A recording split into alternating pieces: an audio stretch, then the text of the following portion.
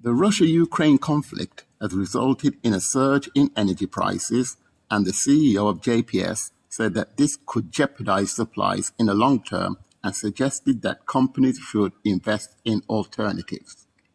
President and CEO of the Jamaica Public Service, JPS, Mr. Michael Gantoy, says larger economies could outbid Jamaica for supplies. The CEO also says commercial and industrial customers should consider investing in projects and assets that use less energy. I agree. JPS bills push up the price of goods and have almost killed manufacturing. But what about residential customers?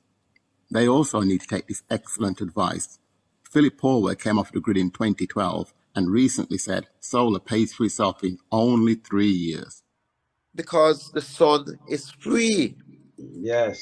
So yes, you have to buy the equipment, you have to buy the panels, buy the inverter, but in 3 years, you pay back for that.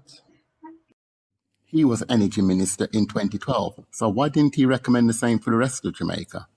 So let's use numbers. If your bills are 20 grand per month, the annual bill will therefore be around 250 grand. So a 750 grand system is needed.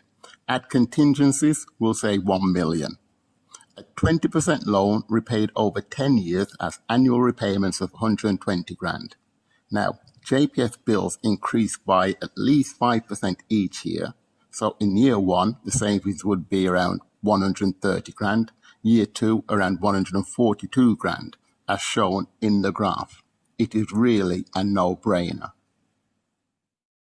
It would be extremely prudent money management for the government to create a lending facility. The return on investment is an incredible 3 years, so there's absolutely no excuse for Nigel Clark not to find the money. None. The same should apply to all educational institutions. Schools should own their own facilities, but an immoral and unjustifiable deal was recently signed with a Canadian company to install and own facilities in 30 schools. Listen, no company would give away such a lucrative investment opportunity. Never, ever. It is unforgivable. Education is grossly underfunded and needs every dollar to remain in the system. But these parliamentarians find ways to cripple learning. They are happy to sacrifice the futures of our children to provide profits for foreign investors. The Development Bank of Jamaica has loaned foreign call center investors around 114 million US, so it could do the same for schools and individuals. It is a permanent solution and much better than the unsustainable short-term plan of giving away taxpayers' money to JPS. The government wasted $60 million to find the Canadian investor.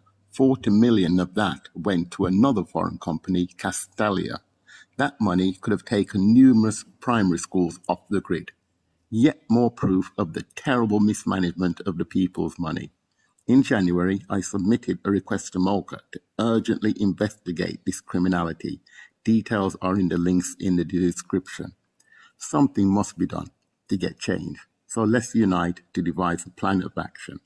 Let me know what you think.